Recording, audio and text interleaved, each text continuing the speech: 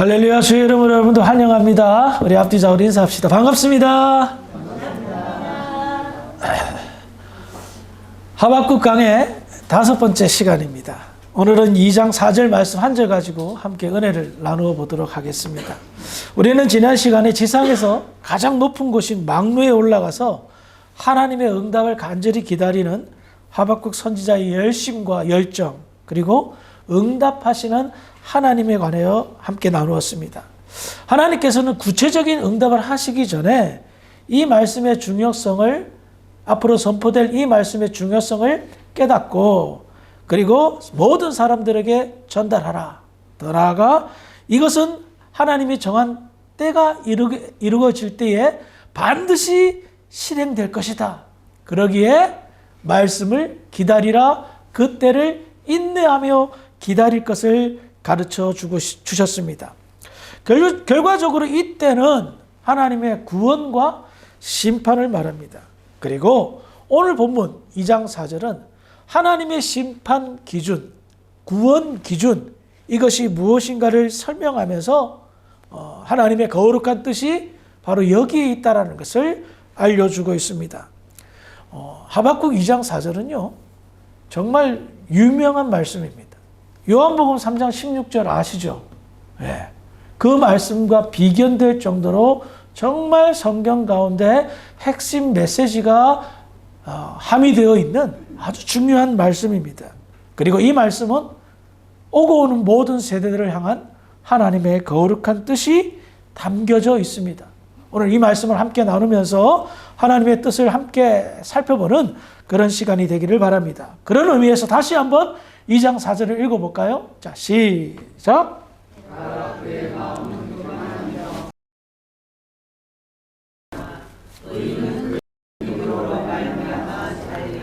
아멘. 자, 먼저 이 말씀은 하박국 선지자가 되게 하나님께 좀 따졌잖아요. 어떻게 불의한 이 갈대아 사람들, 바벨론 사람들을 통하여 어려운 우리를 심판하십니까? 그 질문에 대한 답입니다. 먼저 하나님께서는 남유다의 심판 도구로 잠시 사용되는 바벨론의 실상에 관해서 다음과 같이 말씀하십니다. 보라, 그의 마음은 교만하여 하며 그 속에서 정직하지 못하나. 이 말씀의 가르침은 뭡니까? 하박국 선지자야, 내가 바벨론에 관해서 모르는 것이 아니다. 너무나 잘 알고 있다. 이들은 정직하지 못한 자들이다. 마음이 교만한 자들이다. 거짓된 사람들이다. 라고 말합니다. 이 짧은 이 한 구절 속에서 우리는 하나님이 싫어하시는 악한 사람들의 전형적인 특징이 무엇인가를 알 수가 있습니다. 마음이 교만한 사람, 거짓된 사람, 정직하지 못한 사람. 그런데 이들의 공통점이 뭔 줄 아십니까? 마음이 교만하고 정직되지 못하고 거짓된 사람의 공통점.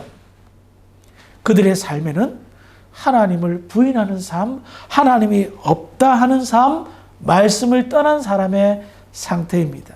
시편 4절의 말씀 볼까요? 시작.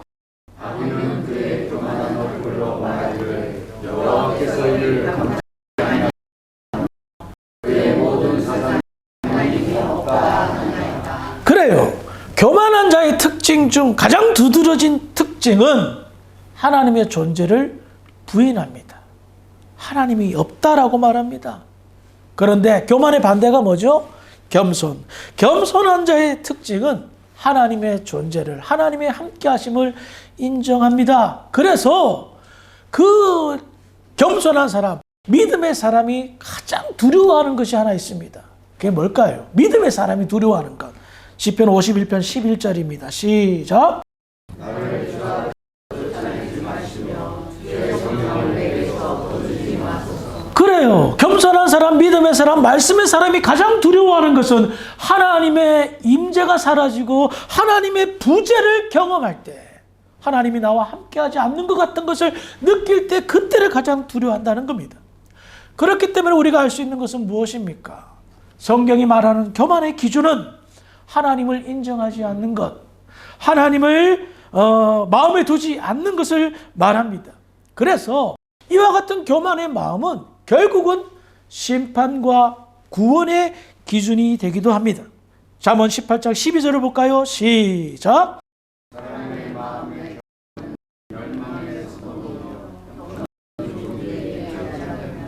방금 읽은 잠언의 내용에서 우리가 알 수 있는 것은 교만하면 멸망의 선봉, 멸망당한다, 심판당한다고 말합니다. 그런데 겸손하면 존귀의 길잡이, 즉 구원의 영광의 반석에 가게 된다는 것을 설명하고 있습니다. 또 살펴볼까요? 이사야 2장 12절입니다. 시작.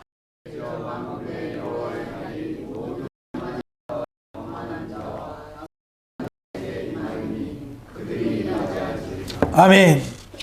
교만이 심판의 기준이 된다.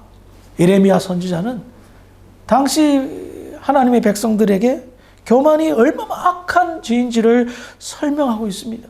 이사야 선지자는 교만이 얼마나 악한 그것을 설명하고 있습니다.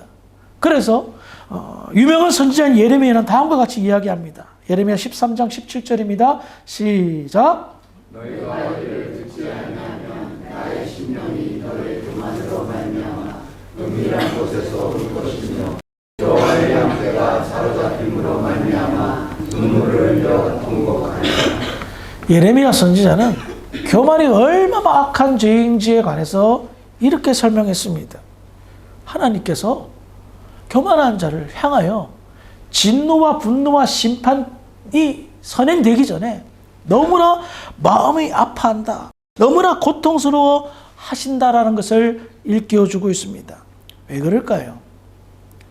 교만한 자는 전능하신 하나님조차도 답이 없기 때문입니다. 결국 그들의 마지막이 무엇인가를 알기 때문입니다. 죄로 인한 심판을 받을 것을 너무나 잘 알고 있기 때문입니다. 그래서 하나님은 그들의 상태를 보고 아파하십니다.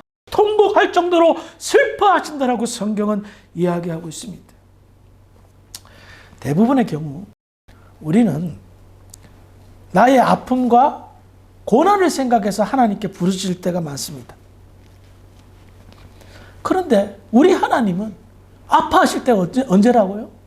사람들이 교만하여 하나님을 부인하고 하나님을 떠나고 온갖 죄에 빠졌을 때, 그때 하나님은 슬퍼하신다라고 말하고 있습니다. 기억하십시오. 잘 되라고 징계하는 건 아버지의 마음이죠. 하지만 그 끝을 모를 정도로 악한 상태에서 영원한 심판을 내릴 수밖에 없는 전능자, 구원자 하나님의 심정은 어떨까요? 하나님은 될 수만 있으면 한 명이라도 건지고 싶은데 그들이 그것을 거부하고 하나님을 떠난단 말이에요. 교만하여 하나님을 부인한단 말입니다. 그러니 하나님은 진노와 심판이 있기 전 큰 가슴앓이와 아픔을 호소하고 있다는 겁니다. 그러므로 우리는 이런 하나님의 마음을 헤아리는 자가 하나님과 함께하는 자며 진정으로 믿음으로 살아가는 자임을 알 수가 있다는 겁니다. 다시 본문으로 돌아와서요. 하나님께서는 교만한 자의 그 특징이 정직하지 못한다라고 증거하고 있습니다. 보라, 그의 마음은 교만하여 하며 그 속에서 정직하지 못하다. 정직하지 못한다라는 이 말은 무슨 의미일까요? 정직하지 못하다라는 말은 알고 있는데 거짓말한다라는 겁니다. 교만의 특징이 바로 여기에 있어요. 알면서 일부러 부인한다. 하나님의 존재를 인정하지만, 알고 있지만 부인하는 것, 이것을 정직하지 못하다라고 말하는 겁니다. 로마서 1장 18절부터 23절의 말씀을 우리 한 절씩 교독해 보겠습니다. 하나님의 진노가 불의로 진리를 막는 사람들의 모든 경건하지 않음과 불의에 대하여 하나님으로부터 나타나나니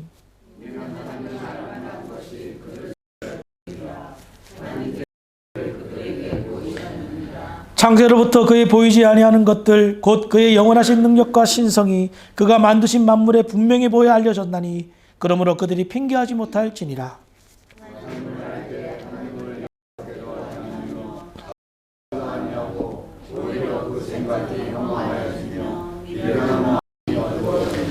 스스로 지혜 있다 하나 어리석게 되어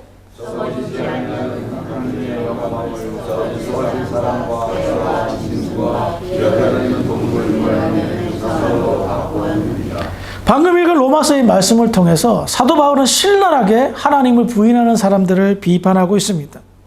하나님을 떠난 사람들이 무엇을 만들죠? 우상을 만든다고 말합니다. 그런데 우상을 만드는 그 심리적인 상태 그 자체가 하나님의 존재를 인정한다는 것입니다. 그런데 하나님의 존재를 인정하지 못해서 우상을 만드는 것이 아니라 어떤 신적인 존재가 있다는 것을 알기 때문에 그들은 그와 같은 죄에 대한 두려움으로 우상을 만든다는 거예요. 그럼 왜 우상을 만들까요? 하나님의 존재를 인정하면서 그것을 부인하고 정직하지 못하는 이유가 뭘까요? 다른 데 있지 않습니다. 하나님은 부담스럽다는 겁니다. 우리의 죄를 지적하고 우리를 간섭한다는 거예요. 근데 우상의 특징은 뭡니까? 간섭이 없어요. 죄를 지적하지 않아요. 그죠? 우상이 원하는 것, 그것도 자기가 다 생각해서 만든 거죠. 그것만 갖다 바치면 우상은 우리에게 축복을 준다라고 만들어버린 거예요. 교만한 인간은요, 자기 스스로 교만하여 신을 조정할 수 있는, 자기 마음대로 조정하는 그런 신을 만들었던 겁니다. 이와 같은 심리를 살펴보면 분명히 그 안에는 하나님의 존재를 인정하지만 한편으로는 거부하고 부인하고 싶은 마음을 말하고 있습니다. 그래서 하나님은 하나님을 부인하는 교만한 자들을 심판한다라고 말합니다. 그래서 하나님께서는 하박국 선지자에게 야, 내가 어떻게 이런 교만한 사람들을 내버려 두겠냐라는 겁니다. 너도 잘 알고 있지 않냐? 하나님의 공의가 실현될 것임을 일깨워주고 있습니다. 그러므로 교만한 자들은 거짓이 넘쳐 하나님을 부인하며 심판을 당할 거지만 이에 반하여 하나님께서 구원한다는 거예요. 그것이 바로 하박국 2장 4절입니다. 다시 읽어볼까요? 시작.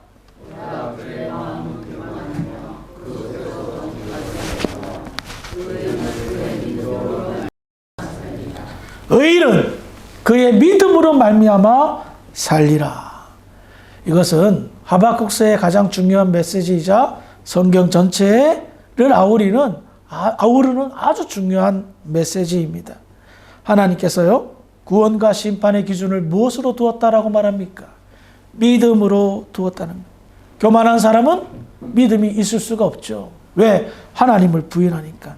그러나 겸손한 사람은 하나님을 인정하고 믿음으로 하나님을 믿는다라는 것입니다.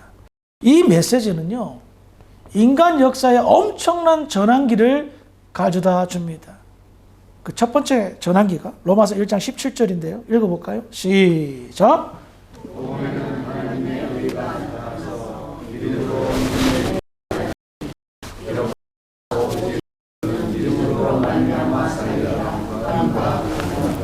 사도 바울이 어떤 말씀을 인용했죠? 기록된 바? 이 말씀은 바로 하박국서 2장 4절의 말씀을 인용한 겁니다. 왜 이 말씀을 인용했을까요?